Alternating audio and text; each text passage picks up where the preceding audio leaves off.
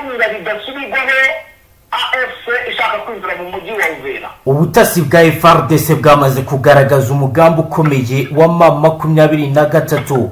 Gahunda ihari ni ukwinjira Uvira barwana, ariko FARDC yabimenye kare. Kuva mu gitondo cya kare kuri uyu munsi wa kabiri w'icyumweru ku itariki ya 17 z'ukwezi kwa gatatu 2026 ku marembo ya Uvira birakomeye, imirwano iraca ibintu. Ni mu gihe kandi bitangazwa ko no mu misozi ya Mikenke hazindutse urugamba rukomeye. Mu kibaya cya Rusizi birakaze, bihagaze gute? Nibyo tugiye kureba akantu ku kandi tube biri kugenda bigaragara. Turatangira tubabwira ko kuri uyu wa kabiri ku itariki ya 17 z'ukwezi kwa gatatu 2026 urugamba rurakomeye kandi rukomeje gufata indi ntera mu burasirazuba bwa Repubulika Iharanira Demokarasi ya Kongo, cyane cyane mu duce twa Rusizi, Minembwe ndetse no mu nkengero z'umujyi wa Uvira. Iyi ni imirwano iri mu rwego rwo hejuru twakita ko ari conventional warfare ivanze na asymmetric warfare, aho impande zihanganye ziri gukoresha uburyo butandukanye burimo ibitero byo bidasanzwe. Amakuru y'uyu munsi aragaragaza ko guhera ku isaha saa 10 za mu gitondo n'iminota 40 ingabo za FARDC zifatanya na Wazalendo zatangiye gukoresha heavy artillery, bagakora bombardment mu bice byitwa Kabunambo ahari abaturage benshi. Ibitero byifashishije kandi imbunda nini zirasa kure zizwi mu gisirikare nka long range artillery systems, bikaba rero bigaragaza uburyo bwo gukoresha indirect fire tactics hagamijwe gusenya ibindiro by'umwanzi no gutera ubwoba abaturage. Aka gace ka Rusizi gafite akamaro kanini mu bya gisirikare kuko ni strategic kodo ihuza Uvira n'imijyi itandukanye muri Kivu y'Amajyepfo. Kugenzura route nationale numero 5 bivuze kugenzura supply line, n'inzira zitangwa zikoreshwa mu gutanga ibikoresho bya gisirikare. Mu ijoro ryo ku itariki ya 16 rikira ku itariki ya 17 z'ukwezi kwa gatatu hagaragaye ikoreshwa rya loitering munition za kamikazi mu bice bya Mikenke, Bidegu na Minembwe. Ubu ni uburyo bumwe mu bigize modern hybrid warfare, aho indege zitagira abapilote zoherezwa mu gutahura no kurasa mu bice byatoranyijwe. Ibi bitero bikaba byaribasiye hari abaturage benshi, bikaba bishobora gusobanurwa nka area of saturation tactics, aho igitero kigamije kwangiza ahantu hanini, bikaba rero bigenda bikorwa mu buryo bw'intego. Ku ruhande rwa leta ya Kinshasa haragaragara ihuriro ry'ingabo zitandukanye rigizwe na FARDC, FDLR ndetse n'abacancuro. Uru ruhande rurakoresha uburyo bwa coalition warfare, ariko bikunze kugira ibibazo bikomeye mu bijyanye na command and control bitewe n'imiterere itandukanye y'ibi bice. Ku rundi ruhande AFC n'imitwe ishyigikiwe ibashyigikiye nka Wazalendo nka Twirwaneho baragaragaza imikoranire isa na mobile warfare doctrine, aho bakoresha rapid movers unit zigamije kwigarurira uduce twinshi mu gihe gito. Ifatwa ry'imidugudu yitwa Mitamba n'ayitwa Kilungu rikaba rifite agaciro gakomeye mu bya gisirikare kuko bari ni hejuru y'umujyi. Uyu rero kaba ari ibintu benshi babona ko ari high ground advantage n'ingenzi cyane mu kugenzura ibikorwa by'ubwirinzi.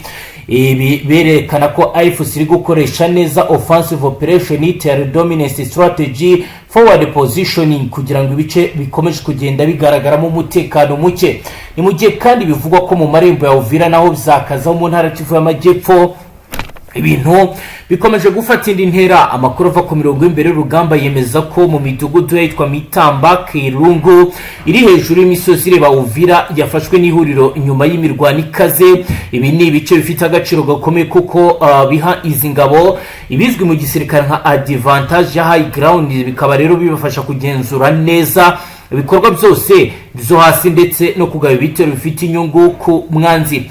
Abasesenguzi mu bya gisirikare bo baragaragaza ko iri terambere ryakozwe hakoreshejwe coordinate ground asset, ibitero bihujwe neza hagati y'imitwe itandukanye, flanking movers zizenguruka ibirindiro by'umwanzi mu buryo bwihuse, reconnaissance position, terrain dominance. Ibi byose rero bikaba bigaragaza ibijyanye n'imigarwano ikomeye iri kugenda iba. Ku murongo wa telefoni turi kumwe rero ku info wacu Safari ugiye kuduha ishusho y'ibikomeje kugenda bigaragara ndetse no ko bihagaze ku kibuga cy'imirwano. Bwana Safari, wiriwe neza? turagira ngo duhe ishusho y'ibiri kugenda biba uyu munsi wa kabiri avuga ko urugamba rukomeye kandi rukomeje kugeza ubu tuvugana bihagaze gute biri kuba n'ibiki. Yes, ni mirwano yasaga nk'iyoroheje yatangiye mu masaha y'isa 12:40 ariko uko amasaha ari kugenda akura biragenda bisa nkaho biri gukura kubera ko bari gukoresha imbunda za ratirare bigaragaza ko ari imirwano isa nkaho ikomeye cyane usa nkaho bigaragaza ishusho y'uko umujyi wa Uvira ushobora kujya mu maboko y'iribuno rya M23 bitewe n'uko hari uduce two muri sheferi ya Bagira twafashwe ku munsi w'ejo neza niho gufungura tuwe yo kwinjira muri ibi bice rero ihuriro rya FARDC rikaba rigatangiye ibitero karundura kuri uyu mutwe kugira ngo barebe uburyo ki bakumira iyi AFC ishaka kwinjira muri uno mujyi wa Uvira. Asari ngi rero ni ibicika abaturage bakomeje kuva mu byabo bitewe na bombe ziri kugenda ziterwa muri ibi bice n'ubundi bya za Kaburambo aha n'ubundi ni hafi na za Sange ubona yuko ari ibintu bikomeye ku rwego rwo hejuru biri butume mu masaha ari imbere turi buvuge ibindi bigiye bitandukanye bitewe n'uko ubona impande zose zisa nkaho zakaniye mu mirwano iri kubahuza. Kuba kugeza ubu ngubu muri iyi misozi ya Sange hari kuberamo imirwano ikomeye abari mu mujyi wa Uvira bihagaze gute? Ni mu gihe kandi bigaragara ko intambara irimo gukwirakwira ku murongo witwa Buriba ukomeza Kabunambo no mu misozi yitwa Kiyamate, aho rero ababibonye bavuga ko hakoreshejwe intwaro zikomeye bituma abaturage ba Buriba na Kabunambo bahungira mu mujyi wa Sange ndetse abandi bajya n'ababihuza n'abavaga Runingu bajya mu mujyi wa Kiriba. Ni mu gihe kandi imibare yemewe itaratangazwa ivuga ko ubwoba bukiri muri bice. Kugeza ubu kubijyanye na Raforo ho bihagaze gute Safari? Imbaraga zikomeje kugenda ziyongera bitewe n'uko urumva imbunda za ratirare ntabwo ari imbunda zo gukoresha mu bice nk'ibi bitu by'abaturage birimo umubare mwinshi w'aba bantu ariko bitewe n'imbaraga zose basa nkaho bafite gutinyana ku mpande zose niyo mpamvu ari gukoresha izi mbunda ariko biragaragara yuko abasirikare ntibari batangira kwataka ahubwo bari gukoresha izi mbunda z'imisaga nizo ziri gukora haba kuri kote ya FARDC haba no kuri kote ya M23. niyo mpamvu abaturage bakomeje kubigenderamo bitewe n'uko hari kurashishwa izi mbunda za ratirare. Ukaba rero ari ikibazo gikomeye cyane kiri guterwa n'uko n'ubundi hari urwikango rukomeye rw'uko AFC ishobora kuba ifite umugambi wo kwinjira mu mujyi wa Uvira. Ibi ngibi bikaba byemezwa neza n'uduce ku munsi w'ejo bakoreyemo komba ikomeye bakazifata. Ibi ngibi bakaba rero byatumye n'ubundi FARDC nayo ibyukana imbaraga mu bice bigiye bitandukanye. Nakubwira ko atari aho n'imirwano iri kubera ariko focus imbaraga zose zirapfa zirundiye hano bitewe n'uko umujyi wa Uvira hari icyo uvuze kuri FARDC nyuma y'uko ihuriro rya FARDC uvuyemo nta gahunda n'imwe bafite yo kuba bawutakaza ariko nakubwira yuko umutekano mu mujyi wa Uvira bamwe mu baturage batangiye gufata utwangushe ndetse ibyo bivugwa n'umwe mu barembe wabitangaje ku munsi w'ejo aho yaburiye abaturage bari mu mujyi wa Uvira kubera ko yabonye ibikorwa byabereye muri iyi sheferi ya Bagira aho yatangaje ko bagomba kwitonda bidasubirwaho muri uno mujyi wagira kuko isaha umujyi atari uwabo wajya mu biganza bya AMR deputizwa na AFCM 23. nuko rero tuwasiyo ihagaze wenda tunyarukiye no mu kandi gace kari kubera n'imirwano ikomeye aho bari gukoreshwa za drone ni muri aka gace ka Mikenke ubona yuko ibintu naho byahinduye isura saha y'ingeya. Ho bihagaze gute? ni imirwano ikomeye iri kuhabera ariko bitewe n'uko aho bari gukoresha indege za drone urabona yuko ari abaturage bari kugenda bava mu bice ndetse urumva iyo bakoresheje drone bamwe bari ku mirongo imbere y'urugamba giko bakora ubwisho kuko ntibakwishyura drone.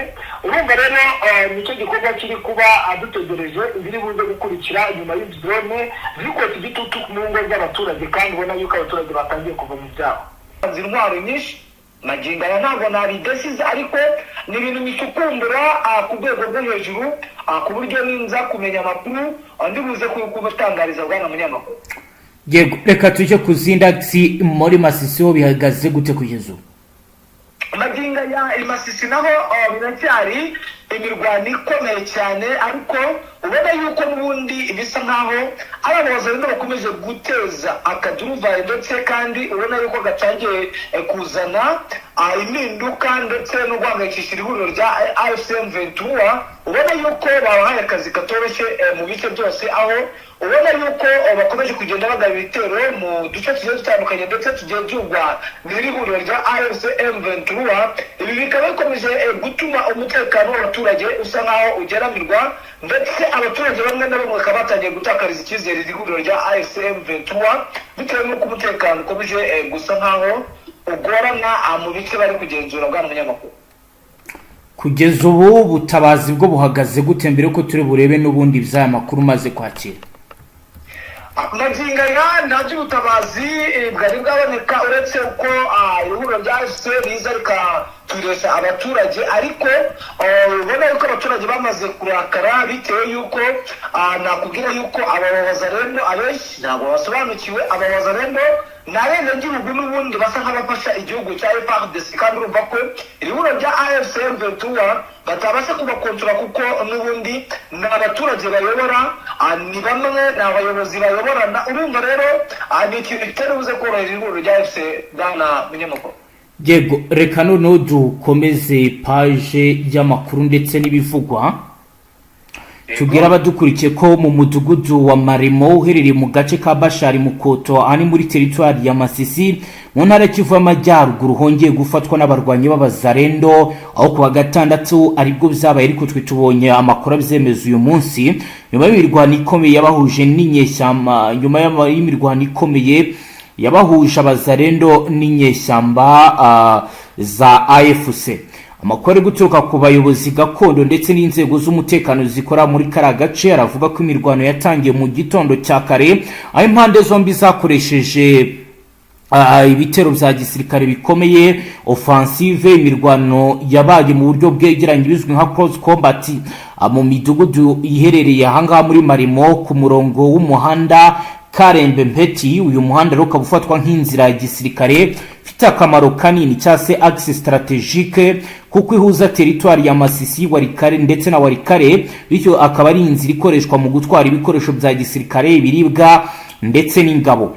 Nkuko rero amakuru y'abari hafi y'aho urugamba rwabereye abivuga, imirwano yamaze umunsi wose. mu masaha y'umugoroba abarwanyi b'abazarendo bashoboye gusenya ibirindiro bya M23 birukana abarwanyi ba FARDC muri Maremo. nyuma yo gutsindwa muri ako gace, bamwe mu barwanyi ba M23 basubiye inyuma mu buryo bwa tactique cyangwa se repli tactique, berekeza mu gace ka Karembe mu burasirazuba, abandi berekeza mu midugudu yitwa Minjenje na Impeti mu gace ka Kasimba hari muri teritwari ya Waikare.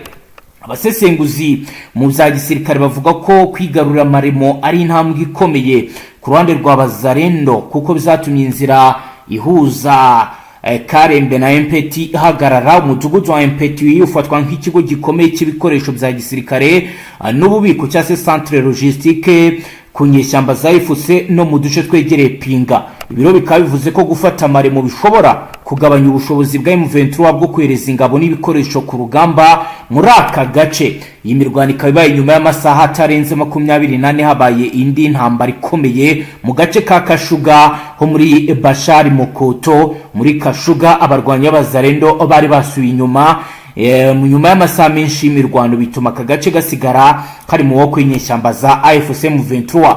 kugeza ubu umutekano ukomeje kuba muke cyane mu midugudu myinshi yo muri teritwari ya Masisi na Warikare. amakuru avuga ko hakomeje kugaragara ingendo z'ingabo cyangwa se mouvement de troupes gutegura ibitero bishya, ndetse n'utundi duce turimo kuba ikibuga cy'imirwano cyangwa se zone de combat. abaturage benshi batuye muri utu duce bavuga ko bari mu bwoba bwinshi kuko imirwano ishobora kongera kubura umwanya uwo ari wo wose, nkuko rero babigaragaza bakagaragaza ko ibintu byamaze kujya mu yindi sura. ngayo nguko rero mutama nuko bihagaze, ni update ndagira ngo rukomeze tujyane n'ahandi tubwire ibiri kugenda biba. Yes, yes nibyo nuko byifashe muri Nord Kivu ariko zone ya Minembwe ibintu bikomeje kuba bibi cyane ndetse ubona yuko impande zose ziri gushinjanya ibikorwa byo guhohotera ituze ry'abaturage no gusenya ibikorwa remezo haba kuri kote ya FARDC na kote ya M23 na MRDP twirwaneho bigaragaza yuko abaturage aribo bari kugira mu kaga gakomeye muri ibi bice bya zone ya Minembwe cyane cyane mu bice bya Zaitobuye aho bigaragaza imihanda igenda isenyuka bamwe bakabishyira ku bandi urumva rero ni igikorwa kigenda akigaruka ubona yuko ibintu bisa nkaho biri gushyira mu mazi abira abaturage bo muri zone ya Minembwe. Ibi byose bikaba biri kuba hari imyiteguro ikomeye ubona yuko intambara noneho igiye kuba iri buze kusiga abaturage abatari bakeya bagiye mu mazi abira cyangwa mu kaga gakomeye nuko siwasero rihagaze muri ibi bice n'ubundi urabona yuko hakiriho gusa naho hariho imirwano igiye ikomeye kandi itanoroshye habe na gatoya ubona yuko bitari buze korohera iri huriro rya AFC M23 n'MRDP twirwanaho bitewe n'uburyo FARDC n'abafatanyabikorwa bayo bamaze noneho kugira ubwiyunge nyuma yo gukozanyaho ku ihuriro rya FARDC ubwo navuga ko ari abaje gufasha FARDC abasirikare ba Angola aho baje kurwana n'abawazarendo bigaragaza ko abawazarendo basa nkaho bari babaguriye ureba habayeho ubwiyunge busa nkaho bagiye bategura ama operasiyo ndetse binagaragaza ko umuntu bashinze operasiyo muri Sud Kivu ari buze guhindura ibintu bikomeye aho abasirikare bagiye kujya barwana mu itsinda ryabo nimba ari abanyangora bakarwana mu itsinda ryabo niba ari abahidu bakarwana mu itsinda ryabo nimba ari abazarendo bakarwana mu itsinda ryabo ibyo ni bimaze gukorwa n'ihuriro rya FARDC bitewe no kudahuza kw'iki gisirikare bigaragaza ko hagiye kuboneka impinduka ziri buze kugaragarira amaso y'abantu kandi isaha ku isaha ibyo turi kuvuga ubu ngubu muri buze kumva ibitandukanye n'ibyo biri kuvugwa saha iyi ngiyi bwa munyamakuru. Mutamu umuntu ashobora kwibaza uti igisirikare cyangora cyagowe n'iki ko tuzi ko ni abakomando bari bamenyereye cyangwa se bazobereye iby'urugamba ariko kuri uwo musaruro wabo wabaye iyanga byapfiriye ikintu cyabiteye ndetse nabo bari kuvuga ko harimo ikintu cy'akagambane ndetse bivugwa yuko bakunda kuba bari ku mirongo y'imbere bavansa ariko mukavansa wenda basa nk'abasubiraho inyuma kwa kundi ku rugamba bigenda bagasanga abandi basirikare babateze bambaye uniform za FARDC bagaruka nanone inyuma bagasanga ni FARDC isa nkaho ikibataka baje kugumbura ko ari abawazarendo basa nkaho baguzwe bakunda kubarasaho cyangwa bakabagambanira. Ibi rero binagaragaza ko habayeho kudahuza ku bigendanye n'ururimi bigasa naho n'ubundi bitaborohera ubwo navuga yuko ikintu cyabiteye ari abakomandazi abayobaraga ari ama operasiyo muri biriya bice bya zone ya Minembwe. Rero niyo mpamvu ubona ko habayeho gutsindwa haba ku ngabo z'abatanzaniya ndetse n'izi ngabo zo muri Angola zimenyereye urugamba mu bigaragara bavuga ni uburyo bw'abakomanda uburyo batigeze bayoboramo uru rugamba neza akaba niyo mpamvu habaye impinduka zikomeye cyane mu kuyobora uru rugamba. Haba wenda hari ikiri gukorwa kugira ngo ayo makosa yose arangire wenda hakaba ari inama iri gukoreshwa cyangwa se irindi perereza ryimbitse rikorwa kugira ngo ikibazo kirangire. Ibyo byose byamenyekanye kubera iperereza ryabaye bitewe n'ubuyobozi bushya bwashyizemo haba abagiye kuyobora urugamba n'abakuriye ubutasi muri Sud Kivu. Ibi byatumye ndetse abantu benshi ntabwo bari bamenye impamvu y'ifungwa ry'umuhanda. Ibi ni ibyakozwe n'amaraso mashya cyangwa mu buyobozi ubona yuko hari ikintu bagiye gukosora kandi inama z'igitaraganya ubu ziri kubera imbaraga zigaragaza ko operasiyo zose zigiye gukorwa ziri bukorwe kuri kote buri kote wazana rijya kugira urwano ukwayo abangora barwana ukwabo FARDC n'ari abasipesho bajya ku mirongo y'urugamba ukwabo kugira ngo noneho buri umwe ari wese n'ugiye uyoboye icyo gikundi ikiri buze kubazwa ibyo bitigeze bibaho mu mirwanire yari maze iminsi iri kubera muri ibi bice bya Sud Kivu bw'abanyamakuru. Yego, tugenda tugana ku musozo Safari, niba wenda hari izindi update tutaba twibutse kukubazaho watubwira. Yes, nibyo wenda kuri update ibi ngibi byabaye muri Nord Kivu. Uyu Major General Ipadiri Muhizi Jonas, uyu akaba n'ubundi yarakoreye igisirikare cya FARDC ariko aza gufungwaho abavuga ko akekwaho kubakorana n'ihuriro rya AFC M23, nyuma baza kumurekura ariko baza kubirinda ubu yari akiri mu mirimo.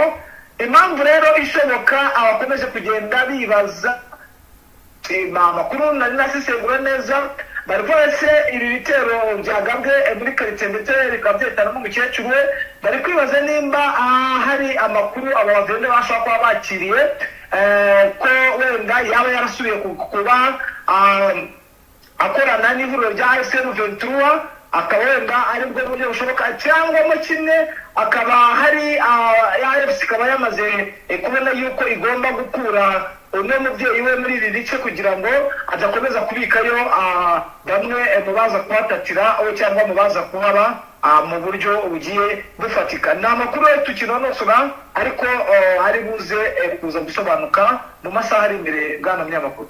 Yego Safari, reka tugushimire dusoreza aha. Yego, namwe reka tubashimire. Namwe banywanyi mudateba kubana natwe ngaha kuri Mbonesha kuri imwe Rudende bashyikiriza amakuru atosuye abarabana n'umutekano, politiki, ububanyi n'amakungu ndetse n'ubuzima bwa munsi bw'abanyagihugu. Dusoreje ngaho dukurikira bwa mbere usonde sabone ntuzongere gucika ukundi n'amakuru ndetse n'ibindi biganiro tubashyikiriza ngaha. Hasta la vista.